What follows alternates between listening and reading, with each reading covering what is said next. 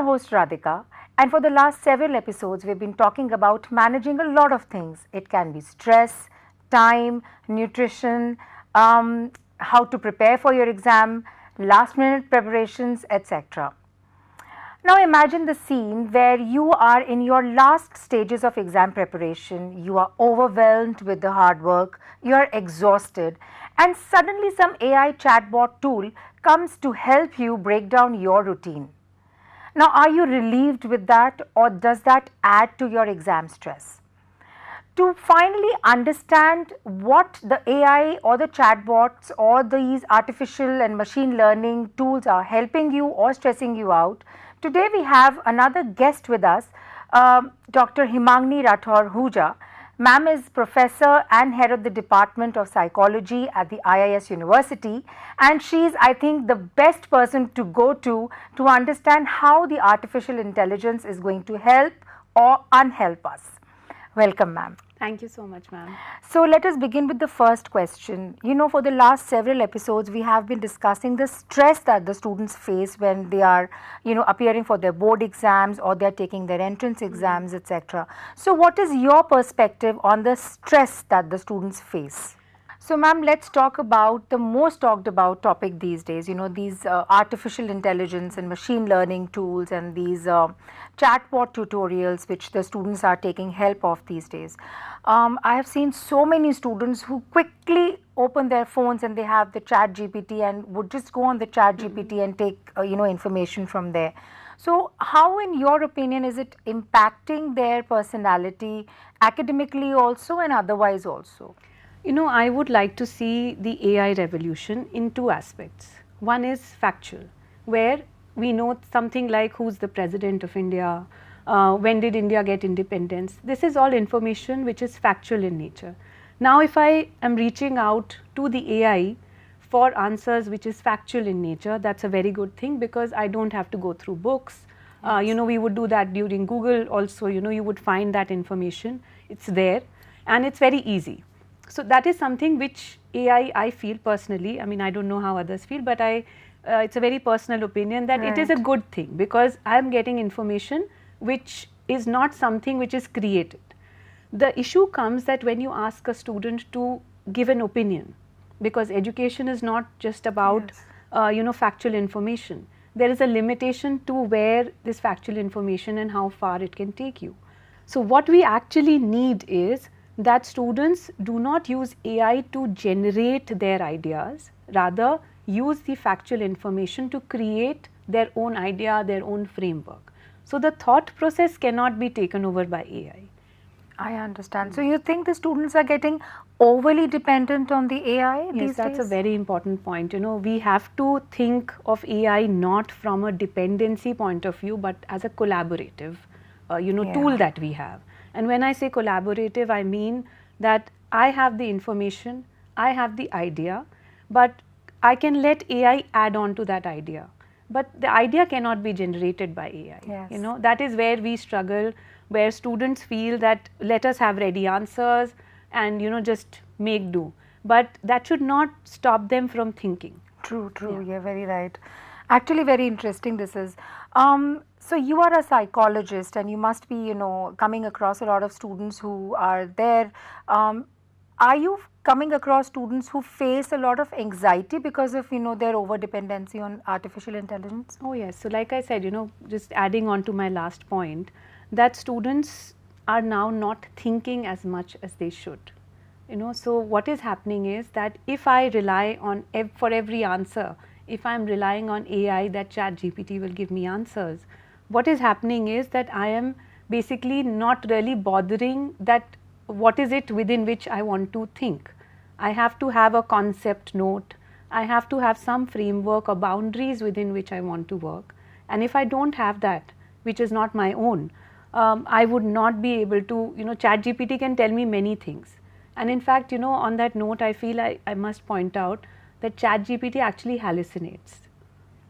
So so in the whole idea of artificial intelligence comes from our human mind, how the brain functions. Now, obviously, they do not have full information of how we function. So they are assuming that the brain takes control of certain information, processes it, and then presents it. Now the issue is that if I don't tell ChatGPT what it has to think, it can go in any way. And if I'm asking, even if if I ask ChatGPT, I mean, I'm using ChatGPT as a, way of referring to AI. Right. But if I tell AI that, give me something that supports my answer, it can actually create an event which has not happened. And this is from a true story. A lawyer, I think, was reprimanded because it came up, ChatGPT gave a wrong answer, and he presented that in court, which is a violation. So you have to be very aware that ChatGPT doesn't have all the answers. And education, or whatever we are trying to do, the originality of ideas can never go wrong. So that is something that we should all strive for. Wow, this is so enlightening. This is something which even I was not aware of. But to come to think of it, I think we as teachers, as educators, also have some role to play when we direct our students towards using the AI and ML tools. I think the faculty also, the educator also needs to be very careful and mindful of how they are steering their students towards these tools. What do you think about that? That's true. We've tried a lot of tools, especially for researchers. We've done a lot of workshops where we tell them that yes, AI is the reality. We cannot say that do not use AI, but how to use it responsibly, ethically, that is something that is extremely important. How we communicate is governed a lot by AI. What we see on anything that we search is governed by AI. So we cannot ignore it, but then how to use it responsibly is something that we should try and see, and use it as an example for others as well. Let's say in terms of AI, if you think how to use it, you can use it to summarize a document. There's a 2000 page report or 500 page report which has so many aspects to it. Now if I use AI to give me a summary of those points, I understand because I can access that data and use that data to produce something which is my own. Right. So that's where you want AI to help you. That's a good tool. If I want to find out about some research articles across the globe, different resources, I can ask AI that okay, give me a list of all the websites that have articles related to this particular point. That is where AI is useful, because that access of information, if you would have gone to each and every website, is not possible for you. So that's where I'm saying, the question of ethically using it comes into place. True. Yeah. So, that's very interesting.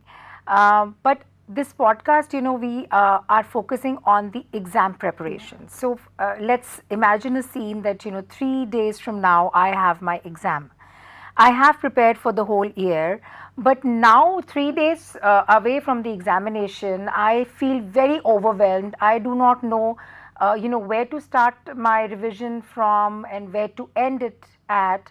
So I'm kind of confused and I want some support, and I think I turn towards ChatGPT. Now, do you think it's going to add to my anxiety or it's going to pressurize me? First, I think I'm going to say that how it's going to help. Okay. So how it's going to help is if you go to ChatGPT and say that okay, give me pointers which can help me remember better.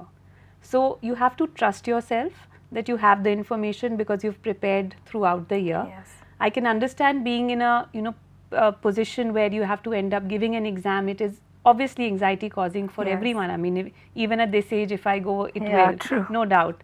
But what is important is what is it that I'm seeking. So even in an anxious state, what I actually want is something that tells me or helps me revise those points that I already know.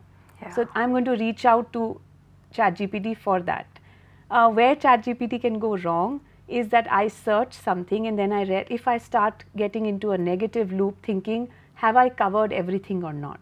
And then ChatGPT gives me some add-ons, and that makes me feel that, oh, probably I have not even done this. I get into a negative thought process. Right. And I'm saying this from a psychological point of view, because that is something that is detrimental to how you're going to perform in the exam. So having that trust that yes, what I've done and I'm going to stick to that. 3 days in exams, you cannot really be doing something new. It's not really the deal. Actually, for the last so many episodes, we have been actually saying this over and over again. work hard the whole year long, because 3 days from the exam, now that's the time to just relax and de-stress, because now the time to take a stress is long gone.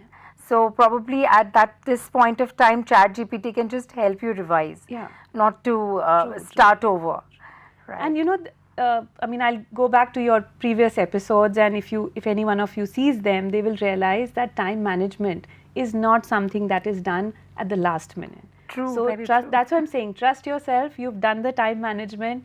All you need is to revise, and more importantly, if you revise what you have already done, you're making that information more concrete in your mind. So when you have to write the answers, you'll be more confident that yes, I know and I can write this. So don't rush into new information. Stick to what you know and revise it. Yeah. Fantastic. Yeah. So wonderfully put together, ma'am. So as a parting advice, what would you like to advise our students who are juggling between the exam stress and the AI revolution? So just remember that AI is there to help you. It is there to summarize for you. It is not there to give you, confusing ideas. So use it the way you think it is best for you. So there's just one more thing, you should think AI is like who you are, what you are. And there are so many times when we tell ourselves, do not think or don't go that direction. Yes. That's exactly what you have to do with AI also. Super, ma'am. Just very well put together. So as we come to the end of this episode, what is that final piece of advice you would like to give the students who are sort of, juggling between the exam stress and the AI revolution? I would just tell them, don't worry what you have done so far in the past year, how you have prepared. That is the information that you're going to use, and that is going to be useful when you're writing your papers. So don't confuse yourself last minute. Trust yourself, very important, that you know what is there. And AI it can help you, there is no doubt. But how AI can help you is that it can help you summarize, it can help you make points which you will remember. There's a very simple technique where we use the first letter of every point and put it into a meaningful word. Right. AI can help you do that. But the learning that you have done, that is completely yours. AI can't do that for you. Thank you, ma'am. Very well said, actually. So students, today Himangini ma'am helped us understand how we can use the AI tools effectively to help us prepare and to help us fight our exam stress. My take-home message for you guys is that make AI your ally, make it your support, but at the same time, don't let it dominate you, because AI can help you reach your goal faster, but at the end of the day, it's you who has to work hard and prepare. If you have any suggestions or comments or even appreciation for us, please don't forget to mention it in the comment box below. And also like, share and subscribe to the IISU podcast channel. Until we meet next time with a new episode, it's goodbye from all of us. Bye-bye.